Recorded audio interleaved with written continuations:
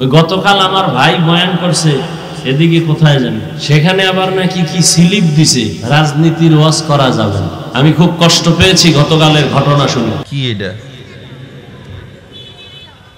এটা কি রাজনীতির ওয়াজ করলাম নাকি? আমা আলাইনিল বাবা,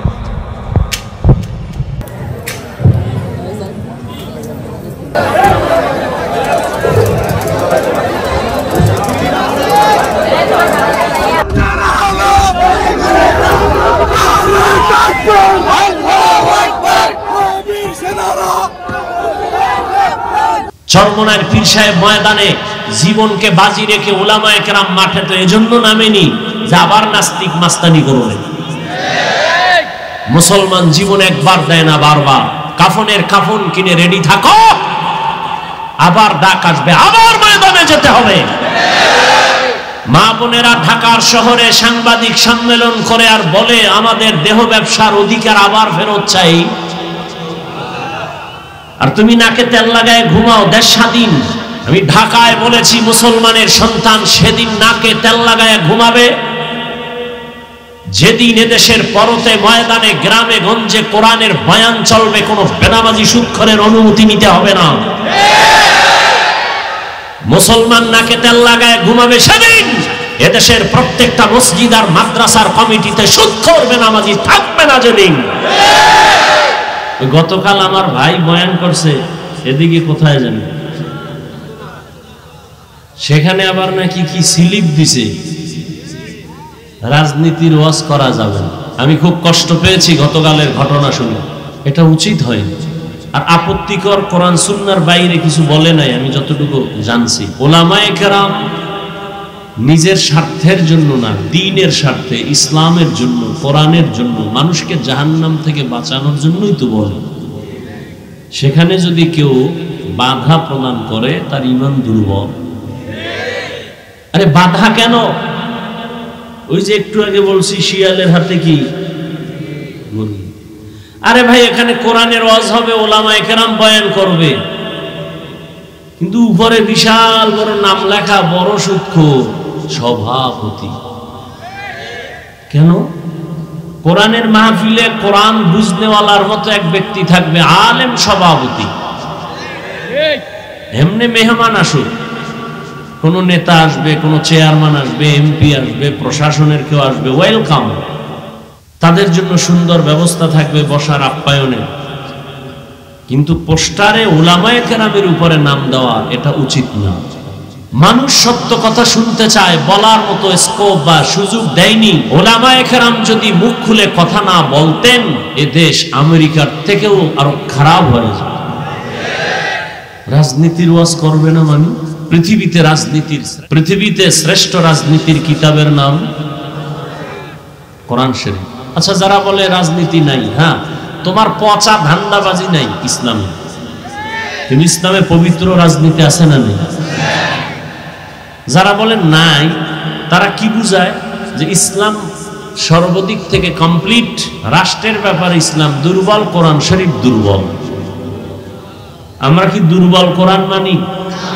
রাষ্ট্রের ব্যাপারে কোরআনে সমাধান নাই? সুলাইমান বিলকিসের ঘটনা নাই? ইউসুফ জুলাইখার ঘটনা নাই? সবগুলো রাজনীতি, রাষ্ট্রনীতি। পৃথিবীর শ্রেষ্ঠ রাজনীতির শিক্ষক আমার নবী। পৃথিবীর রাজনীতির শ্রেষ্ঠ পার্লামেন্ট মসজিদে নববী। কিন্তু মসজিদে রাজনীতি চলবে না। ইমাম সাহেব নিরপেক্ষ, স্লোগান দাও হে যুবক, বেয়াদবি নয়, আদবের সাথে। ইমামকে যদি নিরপেক্ষ থাকতে হয়, তাহলে কমিটির প্রত্যেকটা মানুষকে নিরপেক্ষ থাকতে হবে। কমিটির কেউ যদি পচা ধান্দাবাজি রাজনীতির লোক হয়, ইমাম সাহেব মাইক লাগায়া ইসলামের রাজনীতি করবে। তুমি নাকে তেল লাগায়া ঘুমাও, বাঞ্ছারামপুরের মুসলমান, দেশ স্বাধীন। আর এত কিছুর মধ্যে নাস্তিক মাথা ছাড়া দিয়ে উঠতেছে। মা বোনেরা ঢাকার শহরে সাংবাদিক সম্মেলন করে আর বলে আমাদের দেহ ব্যবসার অধিকার আবার ফেরত চাই। আর তুমি নাকে তেল লাগায় ঘুমাও, দেশ স্বাধীন। আমি ঢাকায় বলেছি মুসলমানের সন্তান সেদিন নাকে তেল লাগায় ঘুমাবে যেদিন এদেশের পরতে ময়দানে গ্রামে গঞ্জে কোরআনের বয়ান চলবে, কোনো বেনামাজি সুদখোরের অনুমতি নিতে হবে না। মুসলমান নাকে তেল লাগায় ঘুমাবে সেদিন এদেশের প্রত্যেকটা মসজিদ আর মাদ্রাসার কমিটিতে সুদখোর বেনামাজি থাকবে না যেদিন। কিসের স্বাধীন? আমরা তো স্বাধীনতার জন্য আমার মুগ্ধ আমার আবু সাইদ জীবন তো এজন্য দেয়নি। চরমনার পীর সাহেব ময়দানে জীবনকে বাজি রেখে ওলামায়ে কেরাম মাঠে তো এজন্য নামেনি যে আবার নাস্তিক মাস্তানি করবে। মুসলমান জীবন একবার দেয় না, বারবার। কাফনের কাফন কিনে রেডি থাকো, আবার ডাক আসবে, আবার ময়দানে যেতে হবে। আমরা মানুষের অধিকার চাই, বৈষম্য চাই না। এদেশের মানুষ আজান দিলে ঘুমায়, আজান দিলে ঘুম ভাঙ্গে। আমরা ইসলাম নিয়ে বাঁচতে চাই। হিন্দু তার ধর্ম পালন করবে, ইসলাম বাধা দিবে না। খ্রিস্টান তার ধর্ম পালন করবে, বাধা দিবে না। ইহুদি তার ধর্ম পালন করবে, বাধা দিবে না। কিন্তু ইসলামের উপরে আক্রমণ আসলে ছেড়ে দিবে না। ইসলাম পালন করে জান্নাতে যাওয়ার পথ বড় সহজ। অনেকে মনে মনে ভাবে হুজুর না হইলে বুঝি জান্নাতের পথ খোলা নাই, আলেম না হইলে বুঝি জান্নাতের পথ খোলা নাই। না, আমি এখানে আলেম হইয়া বয়ান করে যে পুরস্কার আল্লাহর থেকে পাবো, আপনারা আলেম হন নাই, আপনারা সহযোগিতা করেছেন, টাকা পয়সা দান করেছেন, আল্লাহ আপনাদেরও সেই পুরস্কার দান করবেন। আপনি ব্যবসা করবেন ইবাদত, চাকরি করবেন ইবাদত, তবে মন গড়া না। দুইটা শর্তের বিনিময়ে জীবনে যা করবেন সব ইবাদত। আল্লাহ এই কথা বলে না দুনিয়াদারি বাদ দিয়া শুধু জিকির করো, তেলাওয়াত করো, নামাজ পড়ো না।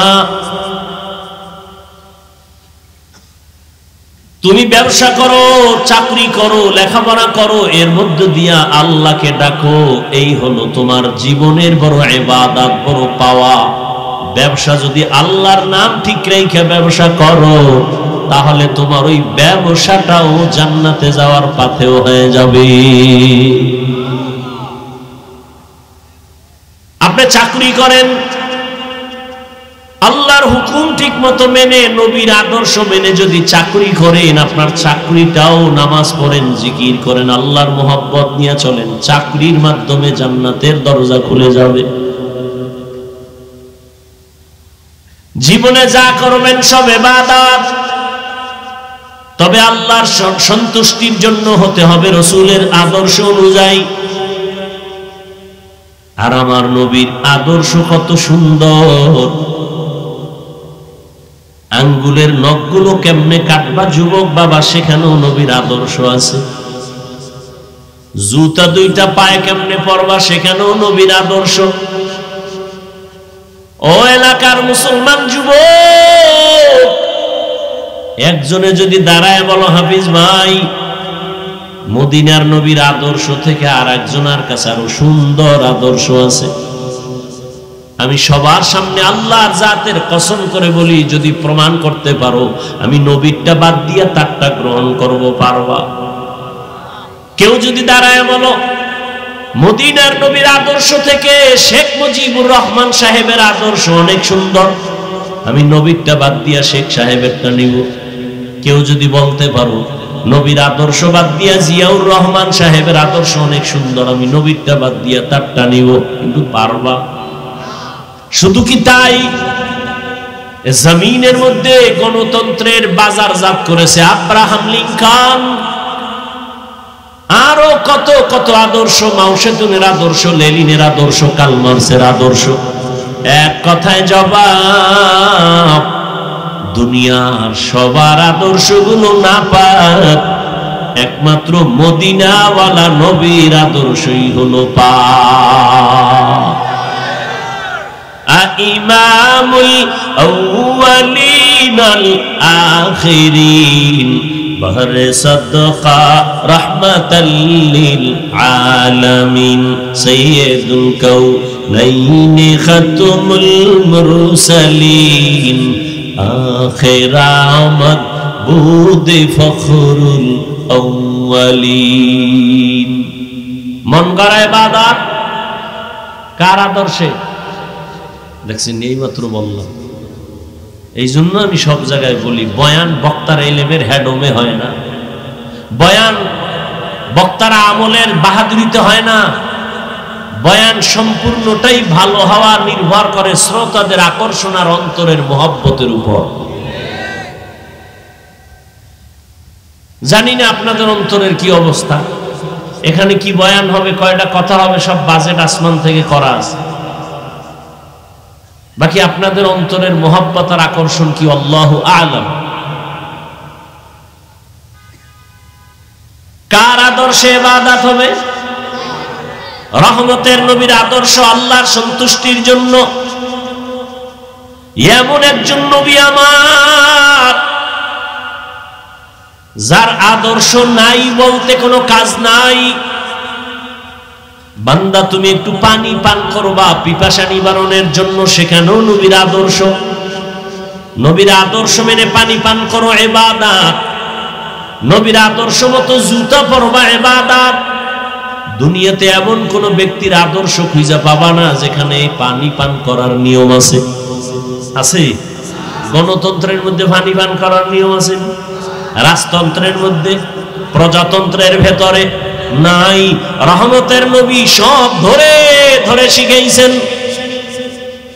আমি পানি পান করি, তুমিও পান করো আমার পিপাসা নিবারণের জন্য, তুমি তোমার পিপাসা নিবারণের জন্য। হে যুবক, তুমি পানির একটা বোতল যখন পেয়েছো, সেকেন্ডের আগে তোমার বাম হাত দৌড় দিছে, আর আমি বান্দাও পানি পান করার জন্য বোতল সামনে, আমার ডান হাত দৌড় দিছে।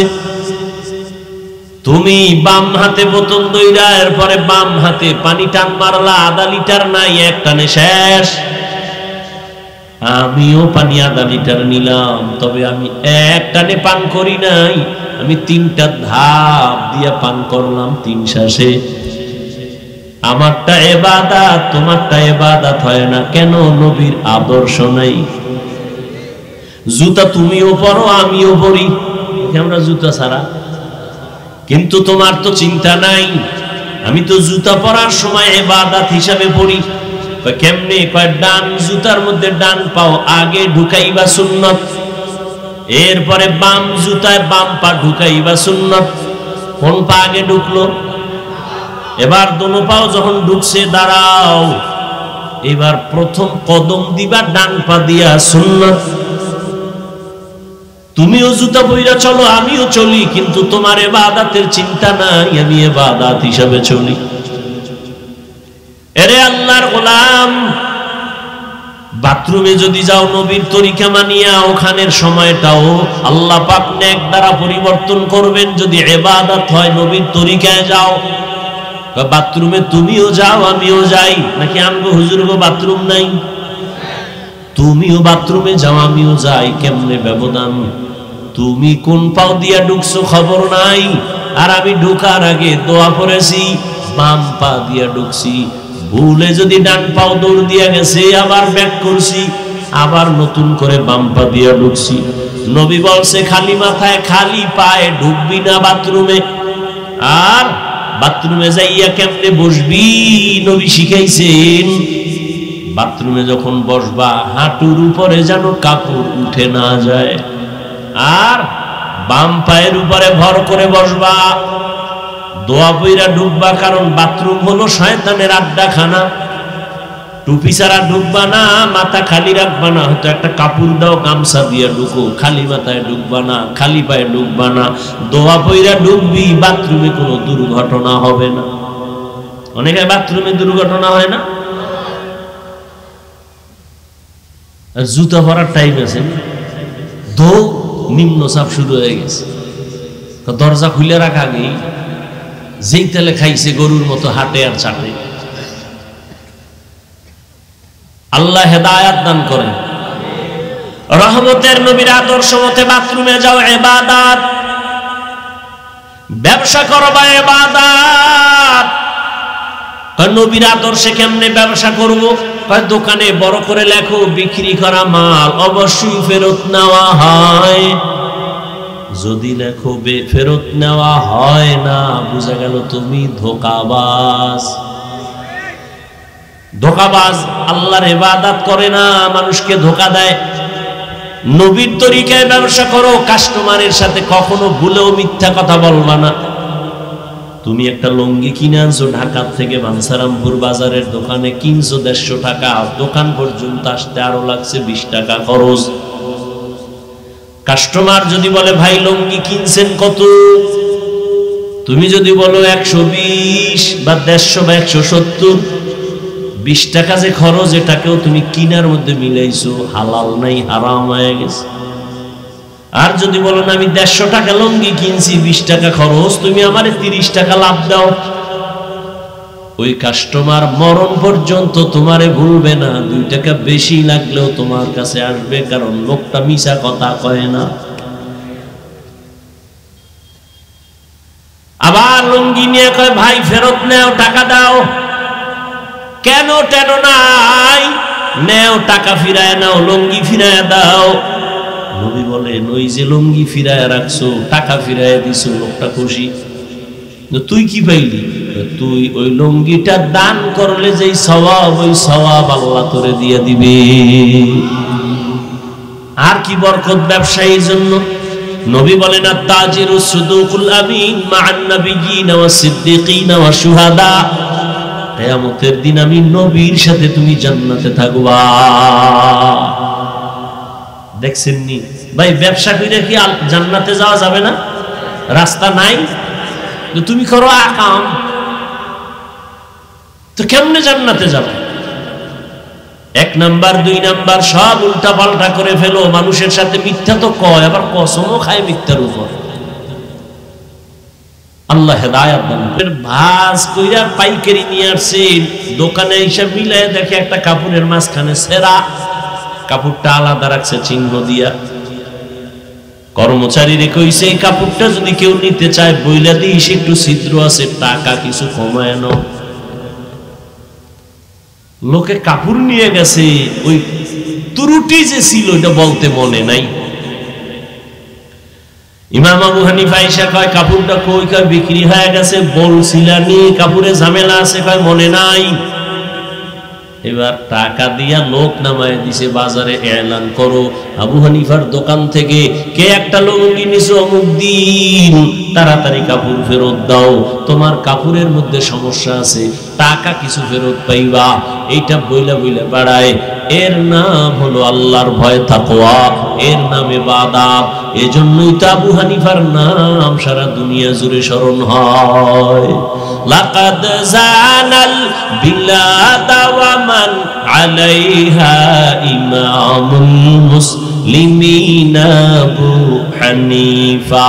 আবু হানিফা বুদ ইমামে বাসফা, সিরাজে উম্মতানে মুস্তাফা।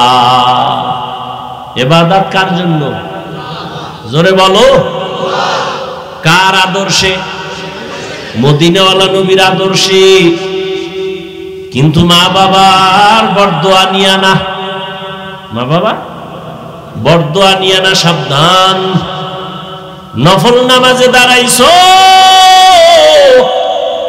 আম্মা জান যদি ডাক দেয়, কঠিন ভাবে যদি ডাক দেয়, নামাজ বাদ দিয়া মায়ের ডাকে সাড়া দিতে হবে, এটাও ইবাদত। মা বাবার খেদমত করো, ইবাদত। কি কেমন মা বাবার খেদমত? আল্লাহ কয় আমার পরে মা বাবার ইবাদত। মা তোমাকে এখন ডাক দিছে, তুমি নফল নামাজে দাঁড়ানো, নামাজ ছেড়ে দাও, মায়ের ডাকে সাড়া দাও। কারণ মা যদি বেজার হইয়া যায়, মক্কায় হজ কইরাও তোর কপালে আগুন। আল্লাহর এক বান্দা আবেদ যুবক এমন ইবাদতে মজা পাইছে, এখন এলাকায় মজা বাদ দিয়া কয় না, মসজিদে ঢুকি কলিজা ঠান্ডা, বের হইলে বেপরদা বেপরদা বেপরদা, কি করি কোথায় যাই? আল্লাহরে আমনে নিরেট ভাবে, নির্জনে, নিরিবিলি ভাবে আল্লাহর ইবাদত কেমনে করি, কি করি?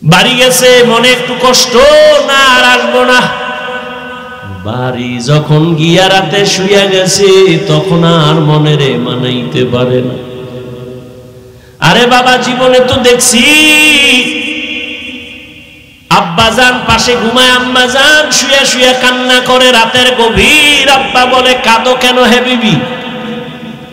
মনের দুঃখে কান্দি। কি তোমার দুঃখ? বলে, আজকে 1 সপ্তাহ হইছে সন্তান আমারে মা বলে ডাকে না। কেন তোমারে মা বলে ডাকে না? একটা অন্যায় করছে, আমি ধমক দিছি, রাগ কইরা আমারে মা কয় না, ঘরে আয় খানা খায়, কিন্তু আমার দিকে তাকায় না। আব্বাজান কয়, বিবি তুমি আরামে ঘুমাও, সন্তান আজ না কাল ভুল বুঝা তোমার কাছে ফিরে আসবে, খানা খাও, ঘুমাও। আম্মাজান কাঁদে আর কয়, স্বামী আমার, আমি যত চেষ্টা করি ঘুমানোর, আমার চোখে ঘুম আসে না। যতবার আমি খানার প্লেট নেই, আমার একটা লোকমাও মুখে যায় না। আমার কাছে ঘুমের থেকে, খানার থেকে সন্তানের মা ডাকে বড় মজা পাই। সন্তান আমারে যখন একবার মা বলে ডাক দেয়, সন্তান একবার যখন আম্মু বলে ডাক দেয়, আমি মায়ের কলিজাটা ঠান্ডা হয়ে যায়। তুমি আমারে যদি 10 তলা বিল্ডিং লেখা দাও, আমার মনে শান্তি নাই, কিন্তু আমার সন্তান একবার যদি আম্মু বলিয়া ডাক দেয়, মনে হয় যেন আমি দুনিয়ার বাদশা হয়ে গেছি। ও সন্তানেরা, কেমনে বুঝবি মায়ের কলিজার বড় ব্যথা? তোমারে আমারে মা বড় বানাইতে গিয়া কত রাত ঘুমাতে পারে না, খানা খাইতে পারে নাই। ওই মা নিজের জীবনটাকে উৎসর্গ করে দিয়া জীবন কষ্টে কষ্টে কাটাইছেন। ওই মা এই ময়দানে আসরে বাবা, মোনাজাতের পরে অনেকে বাড়ি যাইবা, অনেক সন্তান গিয়া মাকে ডাক দিবে, আম্মু আমি ওয়াজের থেকে আইছি, দরজা খুইলা দাও। আর একদল বান্দা আছে, ওদের মা নাই, জীবনে আর কোনোদিন একবার মা বলে ডাক দিতে পারবে না। ওদের কলিজায় এমন আগুন দাউ দাউ করে জ্বলবে, জীবনে আর মা বলে ডাক দিতে পারবে না, বাবা বলে ডাক দিতে পারবে না। ওদের কলিজা বড় ব্যথা। ওরে যার মা নাই, সে বুঝে মা কত বড় রত্ন। ওই মা ঘরের মধ্যে শুইয়া আবার চিন্তায় পড়ে গেল, আর একবার যাই সন্তানের কাছে, আর একটা ডাক দেই, দেখিনি বাবা এসে একটু আমারে দেখা দেয়, চেহারাটা দেখলে আমার শান্তি লাগবে। মা আবার পরের বার নিয়ত করে রওয়ানা। ঠিক ওই সূর্যের গরমের সময় আম্মা জান কপালের উপরে হাতটা রাইখা আবার পাহাড়ের দিকে তাকায়, বাবা আমি তোর মা পাহাড়ের নিচে আসছি, একটা নজর দেখে যা। আজও সন্তান নামাজের মধ্যে দাঁড়ানো, সন্তান আজও চিন্তা করে নামাজ ছাড়বো নাকি মায়ের ডাকে সাড়া দিব। সিদ্ধান্ত নিল না, নামাজ ছাড়বো না, মায়ের ডাকেও সাড়া দিব না। মা আজও কষ্ট পাইয়া চুপ বাড়ি চলে যাইতেছে, আর বলে আর আমি আসবো না, গেলাম। কিন্তু বাড়ি যাইয়া মায়ের মনে মানায় না, আবার আগুন জ্বলা উঠছে। একটা নজর না দেখলে কলিজা ঠান্ডা করা যায় না। তৃতীয়বারের মতো নবীজি বলেন, ওই মহিলা আবার রওয়ানা। বাচ্চাটার কিনারায় পাহাড়ের পাদদেশে গিয়ে আবার আওয়াজ দিছে, বাবা আমি শেষবারের মতো আসছি, একটু নাইমা আয়, আমি মা তোর একটু মন ভইরা দেখি। আজও সন্তান নামাজে দাঁড়ানো, একবারও জবাব দেয় না, নামাজও ছাড়ে না। এতদিন মা কিন্তু কষ্ট পাইছে ঠিক, কিন্তু মন খুইলা কিছু বলে নাই। আজকে শেষবারের মতো মা যখন বাড়ি যায়, আসমানে হাত উঠাইয়া হালকা একটা কথা বললেই ফালাইছে, ও আল্লাহ আমার সন্তান এমন ইবাদত করে যে আমার একটু দেখার সময় হয় না। কি বলবো, মনের দুঃখ, তোমার কাছে একটা দাবি, ওরে জিনাকারিনী মহিলার চেহারা না দেখাইয়া মরণ দিবা না। জেনাকারিনীর মহিলার চেহারা দেখাইও, এটা একটা গুনাহ হইল? তোমার জন্য এটা গুনাহ। সারা রাত মহিলা দেখো, মোবাইলে বেগানা দেখো, তোমার জন্য এটা গুনাহ না, কিন্তু ওই সন্তানের জন্য মায়ের এটা বিশাল বরদোয়া। জেনাকারিনী মহিলার চেহারা না দেখাইয়া মারবা না। আরশে আজিমে মায়ের কথা কবুল। মা চলে গেছে না, আর মা ফেরত আসেন না। এদিকে মায়ের দোয়া কবুল। এলাকায় সবাই বলতেছে পাহাড়ের উপরে আমগো বড় বুজুর্গ, এত বুজুর্গ যার জীবন যাবে ইবাদত থেকে আলাদা হবে না। এক সুন্দরী রূপসী মহিলা বলে, তুমগো বুজুর্গ অনেক টাইট। বলে হ্যাঁ। আমার সামনে টিকবে না। যাও, টিকবে। মহিলা এবার চুপে চুপে পাহাড়ে উঠছে। উঠা যুবকের সামনে, যুবক নামাজে দাঁড়ানো, চোখ বন্ধ। ওই যুবতী সুন্দরী জাহান্নামী নারীটা যত অপকৌশল করা প্রয়োজন করছে, কিন্তু যুবকের নজর নিতে পারে নাই। ওই মহিলা ব্যর্থ হইয়া পাহাড়ের নিচে নাইমা পার্শ্বে একটা চেটিয়াল খোলা ময়দান, ওখানে এক রাখাল বকরি চড়ায়। ওই রাখালের সাথে গিয়ে জিনা করেছে। জিনার কারণে একটা গর্ভে বাচ্চা চলে আসছে। বাচ্চা আসার পর ওই জাহান্নামী নারী বাচ্চাটা দুনিয়াতে আসা পর্যন্ত চুপ। বাচ্চা যেদিন দুনিয়াতে আসছে, বাচ্চাটা কোলে নিয়া এলাকায় ঘুরে আর কয়, এই তোদের বুজুর্গের কি হালাত জানুনি? কয় কি? এই যে আমার সাথে জিনা করছে সেই বাচ্চা। তোদের বুজুর্গ জিনা করছে আমার সাথে, সেই অবৈধ বাচ্চা। এই কথা শুই না এলাকার মানুষ সব গরম। এত মোহাব্বত করি হুজুরের, এত ভালো জানি বুজুর্গ এই অন্যায় যদি করে তো আর দেরি করে লাভ নাই। লাঠি নিয়ে সবাই চলে গেল পাহাড়ে। ভাঙা ইবাদতের ঘরটারে ভেঙ্গে যখন ওই আল্লাহর বান্দা যুবক আবেদের গায়ে একটু টাচ করছে, যুবক বলে, খবরদার টাচ করিস না। কি হয়েছে বলো? বলে, তোমার বুজুর্গি শেষ, মহিলার সাথে তুমি জিনা করেছো। যুবক বলে, আল্লাহর কসম আমি কারোর সাথে জিনা করি নাই। কে বলেছে? বলে, মহিলা জিনার দ্বারা বাচ্চাও হয়েছে। তাই আমার সামনে বলতে পারবে নি? কয় পারবে। কয় নিয়ে আসো। ওই যে মায়ের বরদোয়া। জিনাকারিনী মহিলার চেহারা না দেখাইয়া কবরে নিও না। ওবার এলাকার মানুষ চলে গেল। ওই নষ্ট নারীটারে বাচ্চা সহ নিয়ে পাহাড়ের নিচে আসছে। এবার ডাকে, বুজুর্গ নিচে আও। বুজুর্গ নজর করে দেখে অনেক মানুষ হাতে লাঠি। ওই জিনাকারিনী মহিলা বাচ্চা নিয়ে দাঁড়ানো। ও করছে কি?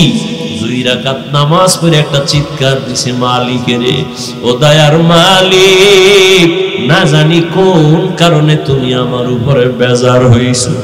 ও আল্লাহ, আমি তো তোমার মোহাব্বত আর ভালোবাসায় আমি মগ্ন থাকি। আমি দুনিয়ার লাইনে একটা গুনাহ করি নাই।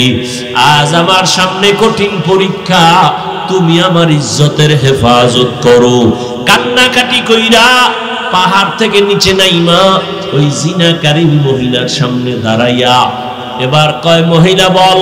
কয়, তুমি আমার সাথে জিনা করেছো। বলে, অসম্ভব। কয়, সম্ভব। সত্যি? বলে, হ্যাঁ। সবাই তো চারদিকে দাঁড়ানো। মহিলা জোর দিয়া কয়, তুমি আমার সাথে জিনা করেছো। যুবক এখন পেরেশান হয়ে গেল, কি করি? আল্লাহ কুদরতি ভাবে ও যে মোনাজাতে কান্না কইরাইছে সেজদায়, ওদিকে মায়ের বরদোয়াও কবুল, ওদিকে আবার ইজ্জত বাঁচানোর দোয়া করছে, আল্লাহ এটাও কবুল করছে। এইবার অন্তরে একটা জবাব বাইর করে দিছে। বাচ্চাটারে কয়, আমার কোলে দে। দুধের বাচ্চাটারে কোলের মধ্যে নিয়া সবার সামনে এরকম ধইরা বাচ্চাটারে উঁচু কইরা কয়, ও আসমানের মালিক, তুমি আমার ইজ্জতের হেফাজত করো। এই বাচ্চাটার জবান খুলে দাও। বাচ্চাটার জবান খুলে গেছে। ওই আবেদ যুবক ডাক দিয়া কয়, শত মানুষের সামনে বাচ্চা তুই বল তোর বাবাকে। বাচ্চা সাথে সাথে জবান খুলে কয়, আমার বাবা হলো ওই রাখাল। ও আমার কলিজার যুবক, যদি আল্লাহর মোহাব্বত নিয়ে চলো, আল্লাহ ইবাদতের মাধ্যমে তোমার দুনিয়াও লাভবান, পরকালেও লাভবান। আমি যে এতক্ষণ বয়ান করলাম, একবারও কিন্তু বলি না এ যুবক আমগো মতো হুজুর হ, তসবিহ ল, পাগড়ি লাগা, স্কুলে তালা মার, বলি নাই, বলবো না। বরং তুমি যেখানে আছো ওখান থেকেই তো জান্নাতে যেতে পারো। তুমি লেখাপড়া করো, স্কুলে পড়ো, কলেজে পড়ো, ডাক্তারি পড়ো, ইঞ্জিনিয়ারিং পড়ো, তোমার মতো ডাক্তার, ইঞ্জিনিয়ার, 5 বেলার নামাজি, দাড়িওয়ালা, সত্য কথা বলো, আছে না নাই? তাহলে তুমি কেন পারো না রে বাবা? তোমার মতো যুবক আজকে স্কুল কলেজে পড়ে নামাজ ছাড়ে না, তুমি কেন পারো না? রাস্তায় গাড়ি চালায়, ড্রাইভারি করে, নামাজ ছাড়ে না, তুমি কেন পারো না? নদীর মধ্যে মাছ ধরে, নামাজ পড়ে, তুমি কেন পারো না? কৃষি কাজ করে, নামাজ পড়ে, তুমি কেন পারো না? ও পর্দার আড়ালের আম্মা জানেরা, বোনেরা, আপনার মতো কত মা, কত বোন এখনো আছে 5 বেলার নামাজ পড়ে, পর্দা করে, মোবাইলে সময় নষ্ট করে না। আপনারা কেন পারবেন না? মানুষের জীবনের অমূল্য সম্পদ হলো চরিত্র। চরিত্র যার নাই, ওর জীবনটাই নাই, ওর দুনিয়াও বরবাদ, ওর আখিরাতও বরবাদ। ও আমার কলিজার যুবক বাবারা, ও পর্দার আড়ালের মা বোনেরা, আল্লাহ তো সন্তান দিছে, আদর্শ সন্তান বানায় যান, ডাক্তার বানাবেন, তবে বেয়াদব যেন না হয়। সন্তান যেন তার ব্যবহার দিয়া মা বাবারে কষ্ট না দেয়, ওলামায়ে কেরামের বিরুদ্ধে গিয়ে যেন কপাল পুড়ে না ফেলে, ওর আচরণে যেন কোনোদিন শিক্ষক, মুরব্বী, বন্ধুরা কষ্ট না পায়। ও আমার কলিজার যুবক, আল্লাহর মোহাব্বত নিয়ে তওবা করো। জীবনে তো কত গুনাহ করলাম, মনে চাইছে পার্কে যাবি, একটা দৌড় মাইরা গেছো, এখনো কি তোর শখ মিটে নাই? এখনো বলি বাবা এবার ফিরা তওবা কর। মনে চাইছে তুই মেয়ে নিয়ে আড্ডা দিবি, দিছো, এখন তওবা কর। মনে চাইছে সারা রাত মোবাইল চালাবি, চালাইছো, এখনো কি বাবা তওবা করবা না? মনটারে শুধু এতটুকু জিজ্ঞাসা কর, এরে মন, আমার মতো যুবক যদি স্কুল কলেজে পড়িয়াও নামাজ পড়ে, আমি কেন পারি না? দাড়ি রাখে আমি কেন পারি না? আমার কপাল কেন এত খারাপ? আজকে থেকেই তওবা করে নাও। হায়াতের মালিক আল্লাহ, মৌতের মালিক আল্লাহ, রিজিকের মালিক আল্লাহ, সম্মানের মালিক আল্লাহ। মরিয়া গেল আর দাড়ি কাটবা না, নামাজ ছাড়বা না, বেপরদায় চলবা না, মা বাবারে কষ্ট দিবা না, ওলামায়ে কেরামের বিরুদ্ধে যাবা না, নবীর তরিকার বাহিরে চলবা না। সবার দোয়া নিয়ে চলিও। মা বাবার দোয়া তোমার সফলতার চাবি, ওস্তাদের দোয়া তোমার সফলতার চাবি, ওলামায়ে কেরামের দোয়া তোমার সফলতার চাবি। আল্লাহর মোহাব্বত যদি থাকে, তওবার নিয়ত থাকে, মুনাফিকি না থাকে, খাঁটি তওবার নিয়তে যাদের অন্তর তৈরি আছে, দুটো হাত আমার আল্লাহকে দেখায় দাও। আয় আল্লাহ, হাতগুলো কবুল করে নেন, তওবা কবুল করে নেন, তওবার উপরে মজবুত হইয়া চলার তৌফিক দান করেন, আমিন। আলহামদুলিল্লাহি রাব্বিল আলামিন, ওয়াসসালাতু ওয়াসসালামু আলা সাইয়্যিদিল আমবিয়াই ওয়াল মুরসালিন ওয়া আলা আলিহি ওয়া আসহাবিহি আজমাইন। ইয়া আরহামার রাহিমিন, ইয়া আরহামার রাহিমিন, ইয়া আরহামার রাহিমিন। রব্বিরহামহুমা কামা রব্বায়ানি সগীরা। আল্লাহুম্মা ইন্নাকা আফুউন কারীম তুহিব্বুল আফওয়া ফা'ফু আন্না। আল্লাহুম্মা ইন্না নাসআলুকা রিযাকা ওয়াল জান্নাহ ওয়া নাউযু বিকা মিন সাখাতিকা ওয়ান নার। ও দয়ার মালিক, গুনাহের বোঝা নিয়ে আপনার দরওয়াজায় হাজির। আয় আল্লাহ, জীবনটা গুনার কারণে নাপাক করে ফেলেছি, আজকে তওবার নিয়ত করেছি, আর গুনাহ করব না রে আল্লাহ। আর নামাজ ছাড়বো না, দাড়ি কাটবো না, বেপরদায় চলবো না, মা বাবার সাথে বেয়াদবি করবো না। মুরব্বী শিক্ষকদের দোয়া নিয়ে, ওলামায়ে কেরামের পরামর্শ নিয়ে নবীর তরিকা মেনে চলবো। ও আল্লাহ, আমাদের তওবা কবুল করে নেন, জীবনের গুনাহ মাফ করে দেন। আয় আল্লাহ মাহফিল কবুল করে নেন, আয়োজনকারী সহযোগিতাকারীদের কবুল করে নেন, এলাকায় শান্তি দান করেন আল্লাহ। মা বোনদের আবেদা বানায় দেন, সন্তানগুলো নেককার বানায় দেন, যারা লেখাপড়া করে পরীক্ষার্থী কামিয়াবি দান করেন, সমস্ত মাদ্রাসাগুলো কবুল করে নেন, মসজিদ কবুল করে নেন, অন্যান্য শিক্ষা প্রতিষ্ঠান নবীর আদর্শে কবুল করে নেন। আয় আল্লাহ প্রত্যেকটা আমার কলিজার যুবকদের দ্বীনের খাদেম বানায় দেন, মোবাইলের গুনাহের থেকে